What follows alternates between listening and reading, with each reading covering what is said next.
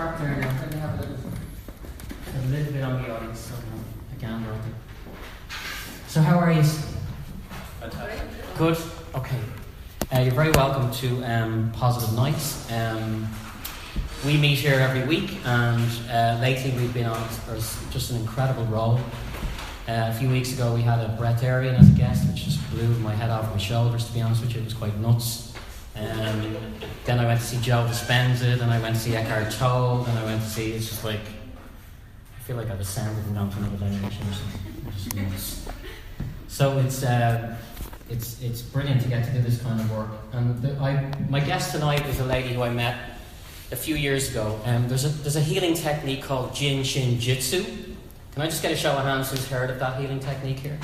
Okay, so this is a really interesting technique which works with different points on the body, the meridians, and it's just incredible for calming the system down. So who we have tonight is a lady called Stephanie Mines, who hails from New York and who is absolutely steeped in working with trauma and healing trauma in the human body. And recently she got prompted to get involved in climate change and working with that as a kind of, I suppose, a trauma that's taking place on the planet. So we're going to talk about a number of different subjects. And Stephanie, as I said, has 30 years experience and knows this work inside out. And it's a real pleasure to have her here tonight as she kind of does her European tour. So let's give Stephanie Mines a big welcome to the stage, yeah?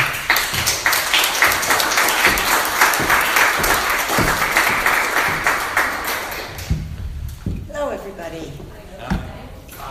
Those lights are a little bright, so I can't see you. I recognize some of my students are here from the US. Hello. Welcome to Ireland. Awesome. Brilliant. And is everybody, can you hear us okay there? Do you want to bring it closer to you, Stephanie, or adjust it in any way? Can you hear me? Yeah, perfect. So how I always like to start, you have your water. We'll just do a short meditation. Lovely. Okay, just to get us going. So I'm going to invite you all to just really allow your awareness to drop from your head into your heart center.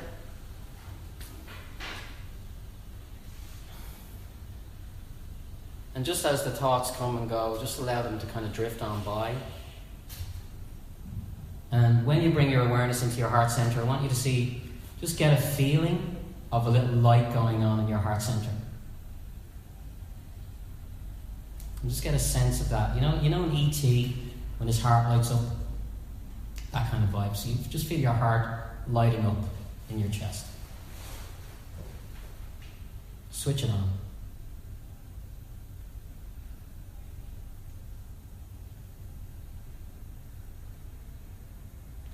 So what we're doing now is we're just shifting from thinking to feeling. So that's our kind of language tonight.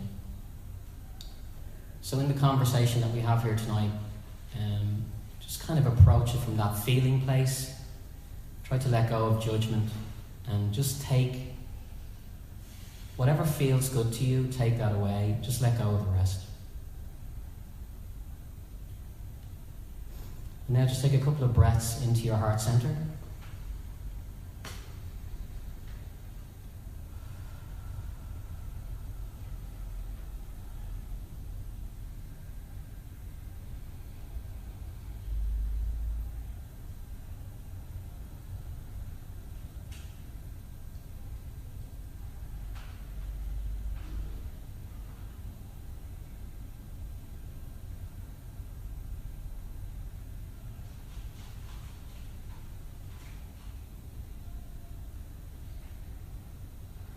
Just send a little message of kind of peace and goodwill to your body. Just give it a little blessing. Thank it for all that it does. Keeps you alive. Keeps you grounded.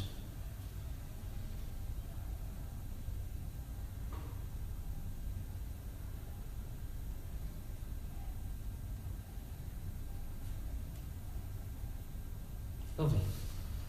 Now bring your awareness back into your feet. Just feel nice and grounded, nice and centered. Open your eyes.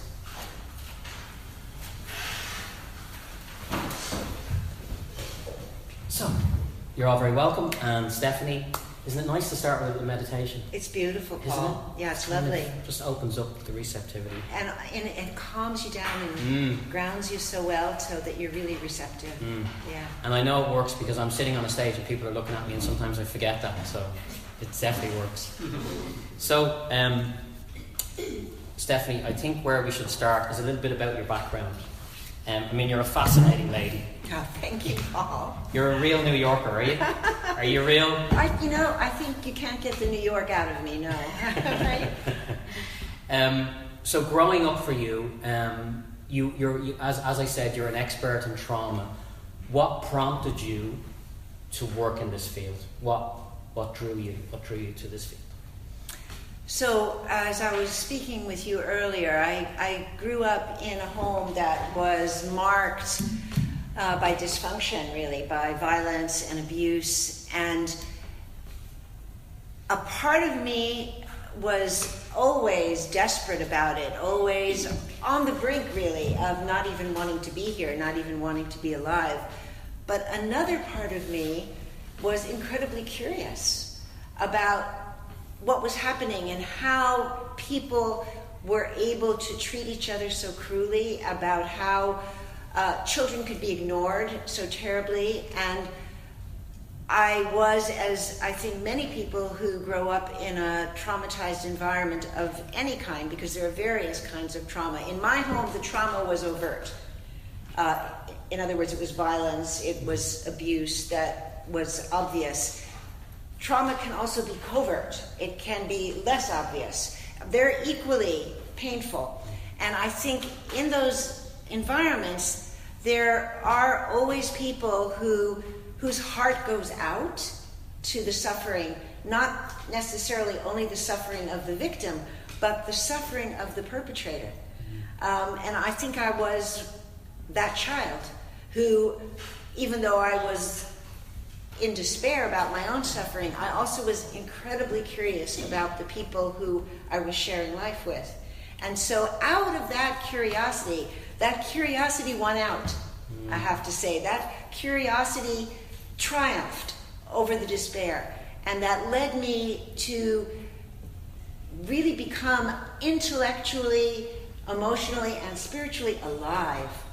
And I began to do research. I was always so happy to be at school because it wasn't my home. And in school, I could explore my own intelligence. And so my interest in education, my drive to learn kept me going. My family was quite poor, but nevertheless, I kept going for higher and higher and higher education. And ultimately, I had achieved a doctorate in neuroscience. This is so fascinating how life unfolds its mystery to us. I did my doctoral research in traumatic brain injury and really discovered in the process of doing that research that my father had a traumatic head injury, which he had endured in the war, in World War II. And when I understood the nature of traumatic brain injury and saw that that was the description of what had happened to my father, everything really shifted. It's like my understanding really expanded.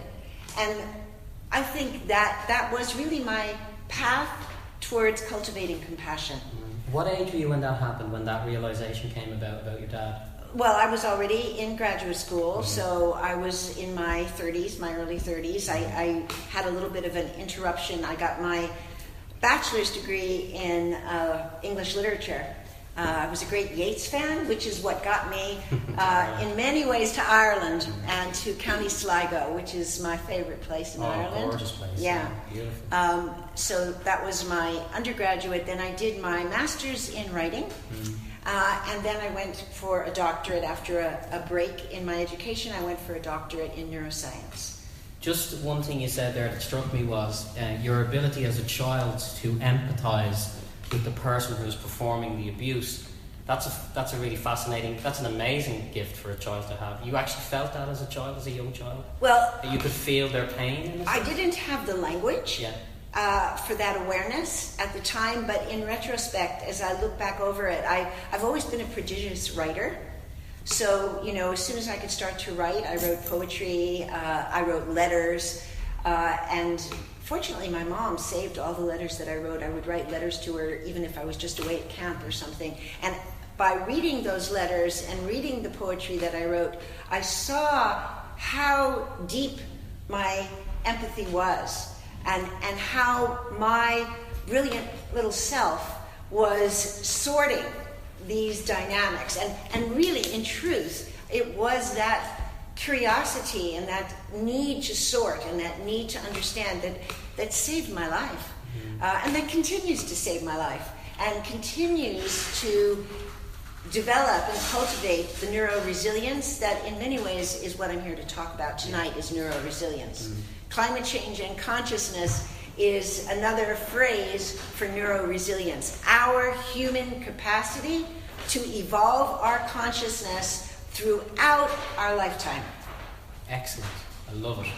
And let's talk about, we'll talk about the brain and how, when you say neuro-resilience, let's talk about a few things that people can do to adapt that. But let's go back to the therapy. So how did Jin Qi Shih Tzu, and you now call it the Tara approach because you kind of made it your own in a sense, but Jin Qi Shih Tzu, how did that come into your life? That's really a beautiful story. So this was actually when I was working on my doctorate. I was living in Santa Rosa, California, an area that has just been affected, by the way, by these fires. I don't know if you followed that news, but those wildfires are happening in Santa Rosa, and there is a way in which those fires are the product of climate change.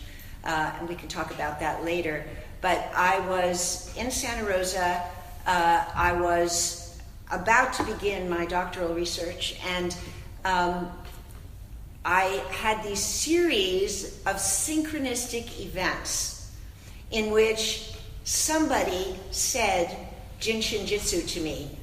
And like 3 times somebody said Jin Qi Shih Tzu to me. One was in a dental office. The next time was in a faculty meeting, and the next time was in a doctor's office. And I had never heard those words, Jin Qi Shih Tzu.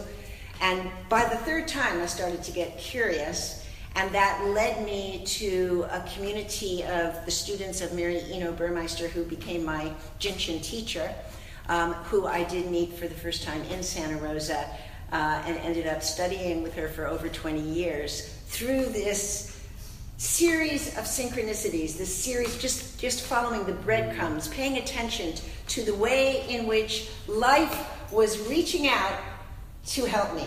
And that's another theme, I think, for our talk tonight in regard to climate change, because life is reaching out to all of us to help us so that we thrive in a climate change world. And talk to us a little bit about, Jin Shin originates in the East, like all the amazing healing modalities. The gentleman's name is Master Jiro Murai. Yeah. I suppose it's a tough one, but explain as simply as you can how it works. How Jinshin works? Yes. Yeah. Okay.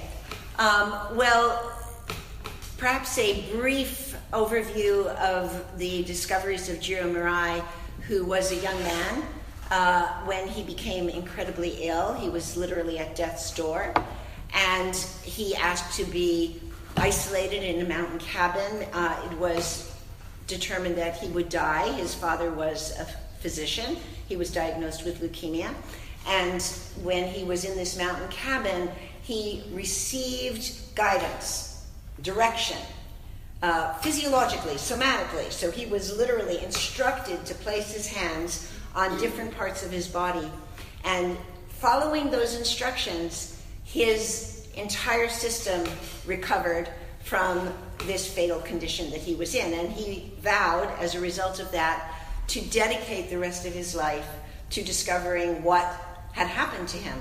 And through that process of inquiry and research, he discovered that there was this simple, hands-on system which he called Jinshin. He created the name Jinshin, which means the art of compassion. So Jinshin Jitsu is the art of compassion through man, and I call my system the Tara approach, and the hands-on component is Jinshin Tara. So it's the art of compassion through the divine feminine. But it's the same thing. And the system is a meridian-based system that instructs you to hold certain sites on the body. These sites are extraordinary meridian sites. So they are unique to this system, but they parallel in some regards the acupuncture meridians, but they're not exactly the same. And the way in which they're different is because they are extraordinary meridian sites, and the extraordinary meridians, which I call the rivers of splendor, are networks of energy that evolve prenatally. They evolve as the organ system of the human body develops simultaneous. There is an energy anatomy developing, and that energy anatomy is in Jin Qi. So when we start to hold these sites, we're waking up that original blueprint of essential purpose and essential health. There's some great self-help things you can do. I mean, the most simple one is the holding of the thumb and all the fingers consecutively, which is beautiful. Yes. I mean, when we look at the audience and we look at each other, I mean, let's talk about trauma. Are we all suffering from trauma at one level or another? I mean, is it inescapable in our lives, or are there some people who are fine? Well, let me put these two things together. So thank you very much for offering me that opportunity. So what I did with what I learned from Mary Burmeister. So Mary Eno was her given name, and then she married Gil Burmeister and became Mary Eno Burmeister. What I learned from her about the map of the body and Jin Qi, I apply to the treatment of trauma, so the reorganization of the nervous system in particular, so that we stimulate the capacity of the nervous system to find its innate balance, its innate health, and its innate capacity to evolve. So I was drawn to that for the reasons that I've already described to you. The trauma that I was dealing with, I was very aware of as being depicted in the way that my nervous system behaved. So that was where my curiosity led me, and I was impressed when I started to learn Jin Qi, which was given to me literally. The universe just kind of came out and got me and said, learn this. I was impressed with how much change happened in my body as I began to treat myself, really. It was years and years and years of self-treatment before I even thought of treating anyone else, or let alone teaching the system, which I now do. So your question is, are we all traumatized? The name of the first book that I wrote that really depicts my adaptation of Jin Qi is called We Are All in Shock: How Overwhelming Experience Shatters You and What You Can Do About It. So that answer is in that book, which is yes. And that's true because of the magnitude of overload that we're dealing with all the time. And I would say that's actually increasing. But that's not just the bad news report. Yeah. That is, and I'm going to say this about climate change as well. This is what makes climate change sexy, because I know we want to make it sexy in order to get people interested in it. It is a signal to evolve. It's a signal to open our hearts. It's a signal to discover this extremely high level of consciousness that we're intended to achieve, and it's a signal for us to form a global family and begin to work together in communities, collectively, to steward for the earth and to create a world that our children and our children's children can thrive in. An entirely different world from the one that we're in today, but one that will be a further evolution of humanity's purpose.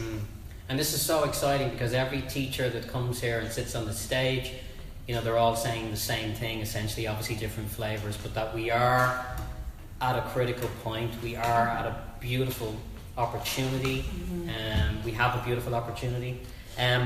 So we've kind of got your background now and where you're coming from. So you've worked in this area, you've trained people for a long period of time.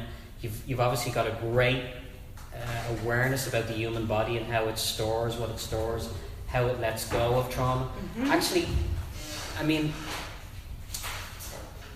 I'm sure you've experienced a lot of they call it somatic release and different things, where the body literally lets go of something that it's carried for years. Have you witnessed that? It's quite a beautiful thing to witness, I'd say. Oh yes, I've witnessed it many times, and right now, Paul, I really feel right now in my life, I'm in the midst of a huge energetic, neurological, and nervous system transformation that is being stimulated, is being created by my response to the world situation. And we were talking about that a moment ago, and I was just so struck with the things that you were saying, where you were saying how, and both of us shared this, that we are not really community-oriented people. We're kind of our solitude, and all of a sudden, we're starting to get interested in being in community. We're starting to be drawn, and this is really true for me, I'm being drawn into astounding relationships with the natural world. So these relationships are really not anything I've trained myself for, but as I have practiced healing with my own self, on my own nervous system, and as I have resolved the traumas in my life, what's happened is that my neurology has shifted, and all of a sudden my relationship to the natural world is becoming incredibly intimate. And so what we were sharing is that this is part of a worldwide shift that's happening alongside climate change. This is, I think, the sexiest thing in the world, is that we are starting to be drawn into an experience of intimacy with the natural world, because it is through that intimacy with the natural world and through our ability to be together in community. Those are the two major factors in learning how to thrive in a climate-changed world. So nature's pretty sexy. I might do a nude walk in Glendalough soon. I'll put it up online. I don't know, I'm feeling the call lately. Yeah. Is anybody else feeling that call? There's something going on with nature. It's beautiful. Yeah. We'll take your names at the end for this one. So now we're going to go to the night of the election in the United States. Yeah. We all know who got elected, and you were sitting at home watching it with your husband. Did you really think Hillary was going to win? Were you like 100% Hillary's going to win this? Well, I had several mixed experiences. I voted for Hillary Clinton myself. Yeah. I had volunteered to make calls through MoveOn.org and other organizations to people, and when I would make these calls, I was really daunted by the fact that many of the people who I called said they were going to vote for Donald Trump. Wow. And I tried to push that experience aside because it was so discouraging to me. So that as it became clear that Trump was going to win, that memory of those calls came back to me with this dreaded, heart-sinking feeling. Could I have done something type of feeling, you mean? Or, yes. Yeah. But then... And were these, just to ask you, because they've really kind of labelled all these people who voted for Trump in a certain way, were these a mix of all types of people? Or? Well, the statistics show that there is a certain component of the American population, which is a component that I think has been deprived of the kind of education that they need to understand why alternative energy technology, for instance, is actually a rich area for them to explore. So there are people who have been miseducated to believe that the only way to deal with employment issues, to deal with the economic situation that they were facing would be to return to the past, to return to coal mining, which is impossible really, to return to sources of income, sources of employment that are damaging to the earth and that are no longer even effective or economically sound. So lacking that kind of education, and I would say that is a failure of the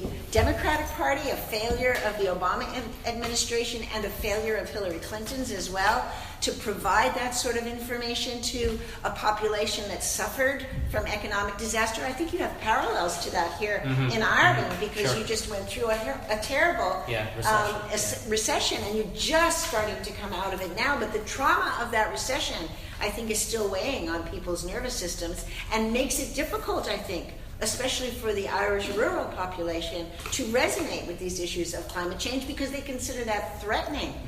And so that education, that translation, that outreach has to happen. It didn't happen in the US. I'm not sure it's happening here. But that component of the population that was miseducated, undereducated about employment opportunities with alternative energy, employment opportunities that would allow them to not destroy the earth, they are the people who voted for Donald Trump. Like, he ran on a very core, kind of simplistic kind of approach. I mean, make America great again. It was a marketing plan. Yeah, I mean, it's hilarious. And it was implemented as a marketing plan. And now, as the information is coming out about the Facebook strategies that were used, they were really manipulating that population. Donald Trump knows nothing about that population. He has no affinity, no compassion, no empathy for that population. He simply used them to gain the presidency, and he's destroying our country, but I don't consider him to be the problem. Yeah, he's the contrast. We're going to talk about him like a contrast. So, yeah. But let's go back to the night of the election. Yeah. So you experienced, as you feel yourself, yeah. your background is your training, you're a neuroscientist. Yeah. You're not really drawn to climate change in your life particularly. I mean, obviously you have concerns about it, but you experienced what you call backstage a kind of a download. Exactly. Tell us about that. Yeah, I do have to add that my husband is an environmental attorney. Oh, okay. So I actually was extremely well educated through him, not through my own research, but through his extensive research and grasp of climate change. He'd been talking about climate change to me for quite some time, but I had been one of those people who, when my husband would give me these really devastating reports about what was going to happen with climate change, I would say things to him like, Bob, could you just chill out a little bit? Because this is scary. Could you just tone it down? Because, I believe in the future of humanity. I believe we're going to find a way. So it's like, I can't handle what you're saying, Bob. So we would have been having those discussions for years. But on November 8th, as this played out in front of us, literally at the stroke of midnight, I got this download in a swift moment. It was just one swift download. It wasn't graduated. It wasn't the still small voice within. It was whoosh, and it was loud, and it was insistent. And it said I had to organize a conference to save the world, to educate people about what we can do to thrive in a climate change world. And that's Climate Change and Consciousness. The conference, you all have postcards on your table. I have more information if you would like it. It's going to be at the Findhorn Foundation in Northern Scotland. Great venue, wow. Yes. Yeah, in 2019 you said? April 20th, 2019. It's a 7-day conference. And I was instructed in the download that it would have to be at Findhorn. And there's a story behind that I can share with you if we have time. But I was instructed who would be speaking at the conference, and you've got the names on your postcards. Charles Eisenstein, who I know is the gift economy. That's one of Charles' big things. The most beautiful world our hearts know is possible is Charles's last book. He's a beautiful man. Yeah, brilliant. He is. And Naomi Klein. Tell us a bit about Naomi. What would she speak about? Well, Naomi Klein, I don't know if you have She's read pretty Naomi famous, Klein. right? People know. She's an astute political commentator and a climate change expert, and she has researched especially the way in which corporations are responsible for climate change. So we're going to have a very interesting dialogue at the conference, because we're going to have Naomi Klein on the one hand, and then we are actually going to have corporate representatives as well, because many corporations are actually making strides forward in lowering carbon emissions and committing to alternative technologies. So they are actually on board to co-participate in improving the conditions and de-accelerating or mediating climate change advances. We also have a guy here I want to talk about, because it was the way he described it was quite beautiful, that that we're currently melting the ice of our own hearts. Uncle Angarak. Okay, so he's based in Greenland and he's a shaman. Yeah. You were telling me. So his work, I suppose, bring his work into it, but what's actually happening on the planet right now? I mean, some spiritual teachers say that the earth is shifting herself. She's going through these changes. Are we contributing? You feel we're contributing to, I suppose, the negative things on the planet. Talk a little bit about what you feel the planet is going through right now, and what people like us can do to help. Thank you. So we are right now in the midst of what Joanna Macy calls the Great Turning. So this is a time in the history of humanity, the history of the world, that is the first time that massive climate changes, massive sea level changes, massive temperature changes are caused solely by human behavior. We have had periods in the past where there have been huge environmental shifts, but those were always created by natural causes. This is completely created by human activity, by the way in which human beings have abused the earth through carbon emissions, through transportation, for instance, being one of the largest causes of climate change. The agricultural methods that we use are ways of developing food sources. All of these things need to shift dramatically. And one of the most important indicators of the level of danger that we're in, the magnitude of climate change, is the melting of what Uncle Angarak calls the great ice, the glaciers, and the sea level rise that is the result of that melting. So we have witnessed very recently huge glacial melts, and in Greenland, for instance, Uncle Angarak, who is the last of a line of Greenland Inuit shamans, says the great ice is melted. It's too late. There's nothing that can be done about that. So his people, basically everything in their world is dramatically altered. And his lineage, of which his mother is still alive, his grandmother is still alive, they have instructed him. They have sent him out into the world. And you can find him. I highly recommend that you look for Uncle Angarak. Just look for Greenland shaman melting the ice of your heart. You have to see this man. Every crevice on his face, every gesture that he makes is a plea to humanity. And his plea is, melt the ice of your heart. What does that mean? This is an action that we can take to mediate climate change. And this is the action that I can talk to you about. My husband can talk to you about climate science. I can talk to you about melting the ice of your heart as a way to mediate climate change. Excuse me. And I suppose as well, the second part of my question is, what can people do on a kind of small level? What can we all contribute, really? So this goes along with melting the ice of your heart.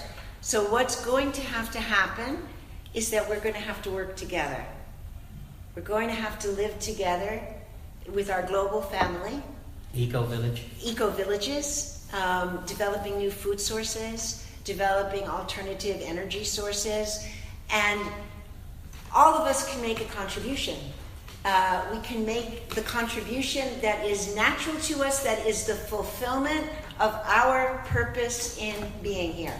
So this is my purpose right now. My purpose is gathering the tribes. It's informing people. I I can't create alternative energy technology. I can't do that. But what I can do is talk about sustainable healthcare. I can talk about how through the healing of the traumas in our lives, we can melt the ice of our hearts. And once we begin that process, which has been my experience, then we open to humanity. We open to being compassionate with each other. And therefore, we're available. We'll be able to welcome climate refugees. We'll be able to work together in the communities that we're drawn to, in the places where we can survive.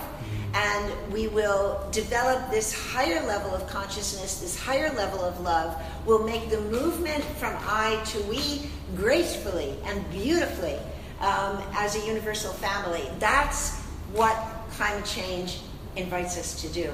So I can teach the tools for melting the ice of your heart. I can teach the tools for resolving trauma, the ones that I know work, the ones that are sustainable. So even though I'm a neuroscientist, even though I have a doctorate and all of that stuff, that's not necessary for being of great value in the healing process. So I have those credentials, and it's helped me to get books published, etc. But when it comes to thriving in a climate changed world, it doesn't matter. So I really want to transmit those resources, those tools to everyone, to anyone who is willing to put in the time and go through the process, which can be challenging, of resolving the trauma in their own bodies, coming into the highest level of consciousness available to them through the healing path. There are many ways to evolve consciousness. And you have people here talking about doing it through Tantra, talking about doing it through meditation. This is another way. All of us are needed. My hope is that through the tools that I teach, people are able to find what their purpose is at this moment in their lives. So I'm fulfilling my purpose doing this. You may have another purpose, Paul, another way in which you can serve humanity. So you've had your own healing journey, and you're now much more open to being a resource for humanity. And that's what you do with these programs. So there may be yet more. You might have the climate change community radio broadcasting system, or some way in which you'll be a networker, a messenger. I wanted to talk a bit about the shadow, and we all have our own personal shadows knocking around, and I've had my work with that too. And obviously through suffering, we do kind of reboot our bodies, our minds, they reboot, we move to a higher aspect of ourselves, we kind of expand into our pain, we feel our pain. And I just feel that you said it earlier on, that the earth, you feel climate change is the earth's kind of shadow? Is that what you feel? I would say no. I would say climate change is humanity's shadow. Our collective shadow, okay. The earth is going to be fine. The earth, probably the minerals, the animals are going to be fine. That's what Uncle Angarak says. He says the earth, the minerals, the animals will be fine. It's humanity that's in trouble. It's you and me. So really this movement to resource and educate and move from I to we is for the sake of humanity's continuity, the continuity of human civilization. We need to evolve human civilization to another level. It sounds daunting, it sounds huge, but with what I know about neurological resilience, I know we can do it, I know we're supposed to do it. And so I'm following my guidance in what I'm sharing with you. Well, let's talk about the brain.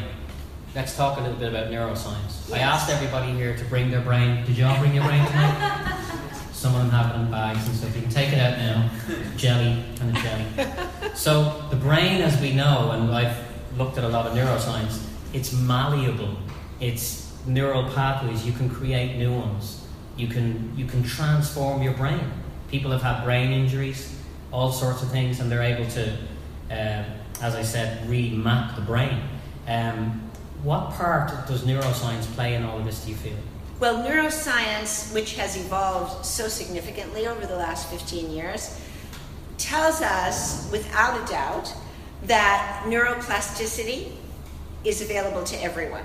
So the difference between neuroresilience and neurorigidity is like the difference between spontaneity and addiction. So neuroresilience is the capacity to be innovative, is the capacity to be spontaneous, is the capacity to respond to what is happening in the present. So you might say, using the words of Eckhart Tolle, for instance, presence, nowness, complete being in the moment, that is optimum neuroresilience. So rigidity is habituation, is addiction, is reverting to the past, is doing the same thing over and over again, is compulsion, is OCD, is the use of substances that actually destroy neural pathways, as opposed to the life-enhancing practices of creativity and curiosity that drive new neuronal pathways and allow us to have all the options that are available for our growth and our development. You know, you said a great word at the start when you said curiosity. Sorry, I'm just going to check here. So, curiosity is a beautiful word, and it corresponds to a neural pathway in the brain. It's kind of, you can almost feel it. You know, if somebody's talking to you and you're forming a judgment on what they're saying, you can feel that pathway. You've kind of rode that one a few times. But when you just go into a space of openness and curiosity, it's just such a nice space to be in. It's kind of neutral. It's kind of open. It's, you know, it's a lovely way to have a conversation. And in that space of nowness and in that space of freedom, we don't repeat these phrases, you know, that we've become addicted to. You know, we're just liberated from formulas. We're liberated from fluff. We're liberated from standard ways of expressing ourselves, and we step into the refreshing state of being truly alive in the way that we interact with each other. Beautiful. Let's talk a bit about nature. Yes. How to work in harmony with nature. You described it earlier on when I was talking to you as nature is the third parent. So let's talk about that a bit. What did you mean by that? Well, I would say nature is the third parent. Nature could also be considered your lover, because we're on the sexy theme, right? And nature, I believe, is also your teacher and your guide. And exploring the natural world, I am discovering, means being present to it. The natural world is what's in front of us in terms of birds or trees or plants, but it's more than that, because the natural world also has energies, subtle energies, that are communicating from the natural world to us. I'll just share a story. So, you know, you introduced me as being from New York, and I am from New York, and as you may know, if you've ever been to New York, there's not much of the natural world in New York. There's a buzz there, though. Yeah? There really is. Yeah. Yeah, but go on. There's a buzz. The place where I lived, where I grew up in the Bronx, in a very, very poor neighborhood. It was pretty violent. It was pretty unsafe. In what year, what generation was it? What year was that you were growing up? Well, I was born in 1944, Paul. I'm 72, so I'm here as, I hope, a demonstration of neuroresilience. So that lie that they tell you about the brain shrinking, it's really a lie. It's not true. The brain just keeps evolving. It keeps growing. So. But you were like growing up in 1960s New York City, that type of vibe? Okay. Yeah. Wow. And, so you've seen it all. Yeah. It was dangerous. It was really, really, you didn't go out very much. Okay. So that's, you know, I didn't have much nature. Nobody in my family took me on hiking trips or backpacking or anything. So I've learned about the natural world, I think, the most from my husband, who is really at one with the natural world. But recently, I live in Oregon, and I live really just right on the fringes of a huge natural preserve with deep ancient forest floor, cushy, deep, soft, carpeted forest floor, huge trees, and I go walking there a lot, and not many people are there when I'm walking because I'm going at all hours during the week. And I was walking and hearing a multitude of bird sounds not too long ago. And as I was walking and listening, it was like all of a sudden I could hear the bird sounds. You know, the bird sounds are there, but you just kind of accept them as like background noise, sort of like a radio being on very often. And all of a sudden I was like hearing the bird sounds. They were like becoming distinct to me. And then all of a sudden I felt that I could understand what the birds were saying to me. So this was not something I was seeking. It was not something that I was trying to have happen, but it just began to happen. And I felt that this was part of this whole thing that I'm talking to you about, this way in which, I don't know what to call it. You could call it the God in all things. You could call it the divine. It really doesn't matter what you call it. It's a huge force field of love that is trying to save us. And I think that had to have been part of that. So I began to feel, and this is ongoing, that I could understand what the birds were saying. And then I had this amazing experience, Paul. I have on our property, we have a huge greenhouse. And I was at home and my granddaughter was with me and she wanted to go out to the greenhouse. And so we walked out hand in hand to the greenhouse and we entered the greenhouse and it was full of birds. There were 100 or more birds in the greenhouse. And I was just in this state of awe. It was like these birds had come to be with me. That's what I mean by nature is sexy. You're like the bird lady. I'm like the bird lady.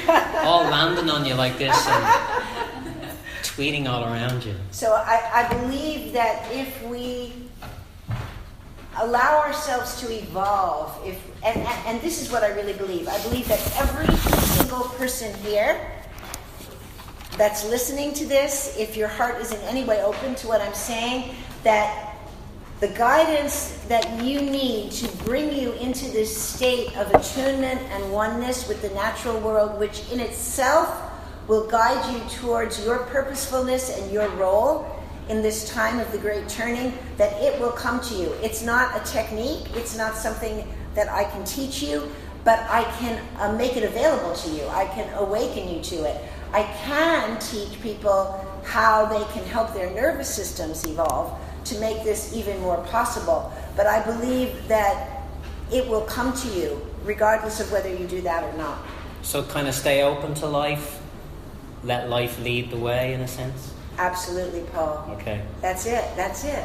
Beautiful. Yeah. So we've done more or less our 50 minutes of chatting. In the second half, we will come back and you get to talk directly to Stephanie with some questions. I'm sure you have some. And we'll explore, but let's see where it goes. Let's stay open and see where it goes. Let's stay curious. There are some lovely juices outside, a company called Qi Shih Tzu who do our juices for us, so help yourself, have a chat. And please join me in just saying to Stephanie, thank you so much for sharing all this with us. Stephanie Mines, yeah? Thank Brilliant. you, Paul. Thank you. Thank you, Stephanie.